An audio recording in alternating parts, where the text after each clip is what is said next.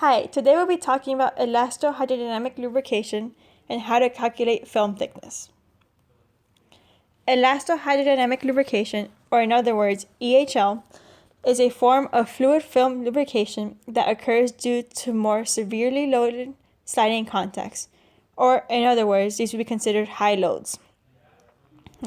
In these circumstances, we also see some elastic deformation occurring at the surfaces during contact. On top of that, we also find that we look at local high pressures that occur in the system, and that causes a non-constant fluid viscosity to be present in the system. So, in today's tutorial, we will seek to better understand this type of lubrication in a roller bearing. Now, these roller bearings can actually be modeled as a line contact model, as we have seen in tribology before. So, an important consideration in designing good elastohydrodynamic lubrication in roller bearings is the careful balance between the surface roughness and the lubrication film thickness. When we talk about surface roughness in tribology, it is often described by a roughness parameter that is pertinent to each surface. This parameter describes the average height of disparities or peaks in surface height at the microscopic level. The film thickness needs to be larger, in other words, than at least the sum of the two surfaces' representative roughnesses parameters in order to ensure minimal wear. So we can say that Hmin is greater than RMS1 plus RMS2, where RMS represents roughness parameters of each surface. To begin, we want to turn your attention to the initial model we will be using, in which the film thickness is represented by H bar. We assume that there are no deformations, that the minimum film thickness occurs when pressure is at its maximum, and the model is governed solely by the Reynolds equation. Here we have a cylinder moving with speed u against a rigid surface where no deformations occur. In this system, since the viscosity is dependent on pressure, we need to define that viscosity equation. We will use the Barris equation for that. So here in this equation, we have eta is equal to the base eta times the exponential of negative alpha, where P is the pressure of the system, alpha is the pressure viscosity, and eta naught is the base viscosity. This is equation 1.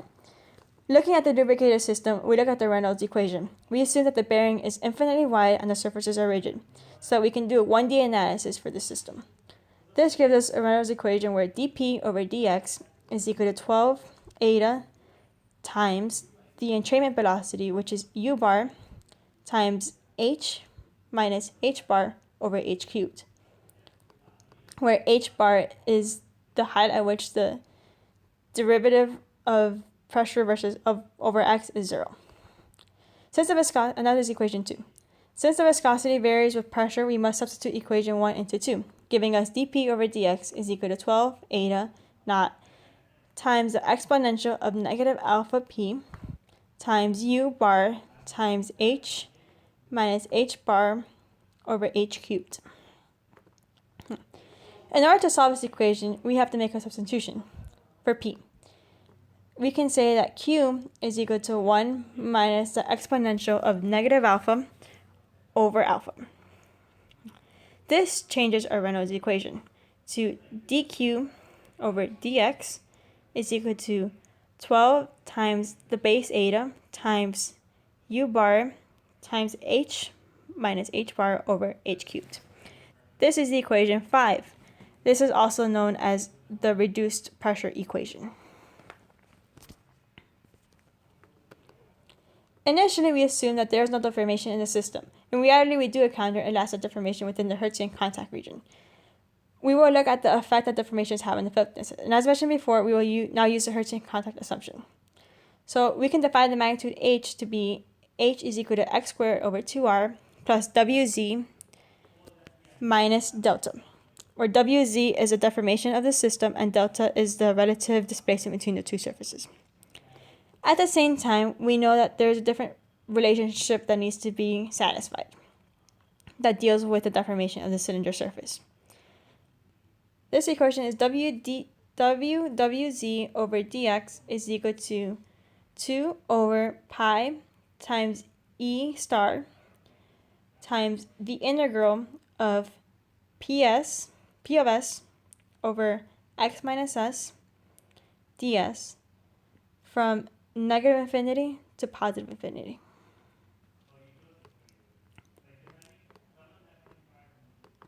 And that is equation 9. Our model changes to the image we have on the page right now. In order to find h bar, we need to solve a couple of equations simultaneously. We need to solve the reduced pressure Reynolds equation, which is equation 2, the Hertzian equation for h, which is equation 8, and the deformation relation, which is equation 9. Luckily for us, these equations have been solved numerically. Grubin has made the following arguments to help solve for h bar. So we can make the following assumptions.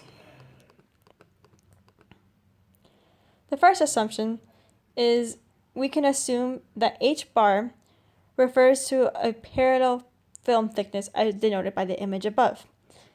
Because we say it's parallel, we can also say that dq over dx equals 0 because of that uniform film thickness at that region. The second assumption is that the deformations that occur in lubricated systems is the same as the deformations calculated from dry context. In other words, deformations are independent of the lubrication system itself.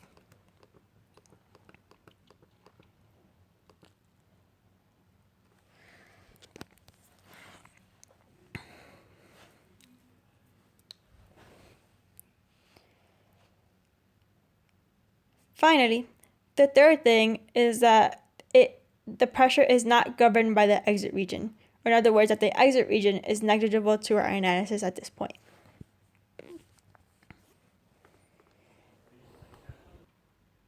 Therefore, within the convergent wedge of the region of the film, we can say h is equal to h bar plus 4 times the square root of 2 over 3 times a squared over 2r times psi minus 1 to the power of 3 halves, where a is half the contact radius and psi is equal to the absolute value of x over a. Substituting this equation into the reduced pressure equation, then we can say that we have b over a times dq over d psi is equal to 6 times the base eta times u over h bar squared times psi to the power of 3 over 2 divided by 1 plus psi to the power of 3 over 2 to the power of 3, where b is equal to 4 times the square root of 2 over 3 times a squared over 2r h bar all to the power of 2/3, and psi can be written as psi is equal to b times psi minus 1. Then we need to solve this derivative, and that we need to take an integral of our derivative. This integral needs to be evaluated from negative infinity to 0 due to boundary conditions. So q is equal to the integral of negative infinity to 0 of psi to the power of 3 over 2 divided by 1 plus psi to the power of 3 over 2 all cubed times d psi. Now that whole quantity is multiplied by the number 6 eta base times u times a over h bar squared times b. This has been numerically solved and will give us the answer of 6 base eta times u times a over h bar squared times b times 0.255, which is also estimated as 1 over alpha because of the local high pressures that leads us to get that assumption itself. From Hertzian contact analysis, we can say that a squared is equal to 4 times w times r over pi e star times L, where w is the load on the system and E star is the composite elastic modulus. Finally, we can solve for our film thickness, which is 1.37 times eta naught times alpha times u to the power of 0.75 times W over L to the power of negative 0.125 times E star to the power of 0.125 times R to the power of 0.375.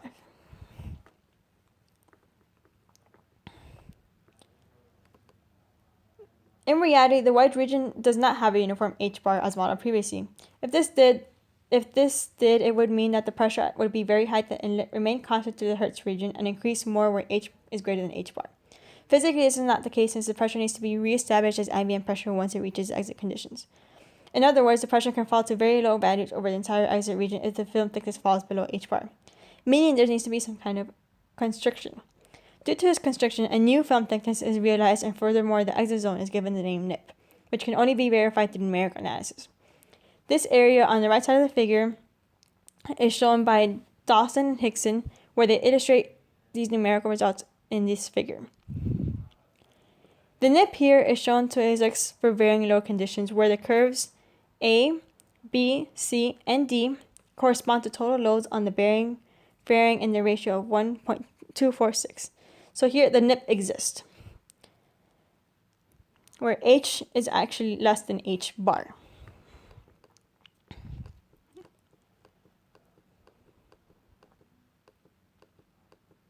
Now, we can then calculate the minimum H at that NIP, which would be equal to 2.65 times 2 alpha E star, all to the power of 0.54, times U bar times eta naught over 2 E star times R, all to the power of 0.70, times W over 2 E star times RL to the power of negative 0.13. Now, this equation actually overestimates H min by about 30%. Now, to our conclusions, we have found the minimum H, and with this tool in hand, we can find the correct minimum film thickness to compare to the RMS.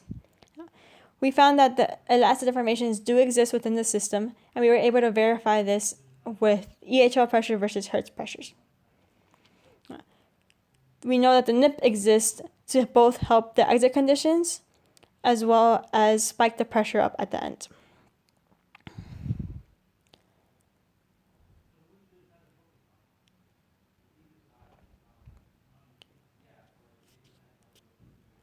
Finally, from the figure shown on this page, we can also see that the EHL pressure itself follows the Hertzian pressure very closely around the Hertz contact region before the pressure spikes up again.